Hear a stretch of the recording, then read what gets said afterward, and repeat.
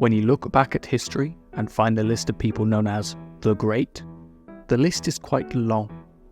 But one of the most famous great leaders is Alexander of Macedon. From around the age of 13, Alexander was taught by one of the greatest philosophers of all time, Aristotle. He learned science, philosophy, literature, and had a good education. At the age of 16, he entered his first battle with his father, King Philip II.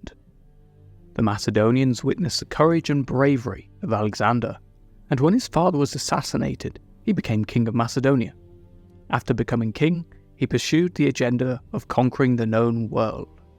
He needed to take on the largest empire ever, the Persian or Achaemenid Empire. So that's what he did. He marched with his army into Persia and beyond. After crossing into Anatolia, Alexander's army fought with the Persian forces and won many victories and captured many cities. The Macedonians would then face the huge Persian army Darius III at the Battle of Issus.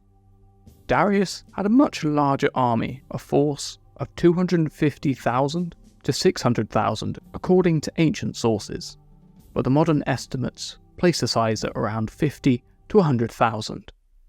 But they lacked discipline and cavalry units.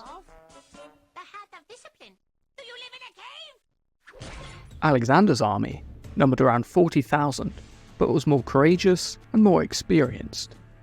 The most irreplaceable division of the Macedonian forces was the phalanx. Developed by Alexander's father, the phalanx was a tight formation of soldiers who carried shields and 20-foot-long spears. Alexander's army also consisted of archers and elite cavalry units.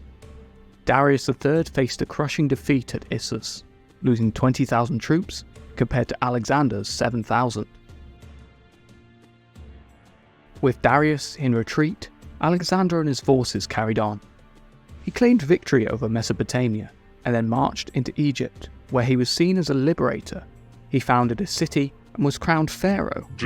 At the Battle of Gaugamela, Darius was defeated and he fled, but was assassinated by his own troops. Alexander then became king of Persia, founding over 70 cities. He founded an empire that stretched across 3 continents, covering around 2 million square miles. Alexander then pursued a campaign into India. However, when his troops were exhausted and refused to continue after a few battles, his plans changed. He died at the age of 32. The cause still remains unclear. He had no successors for his empire, so it was split between his generals.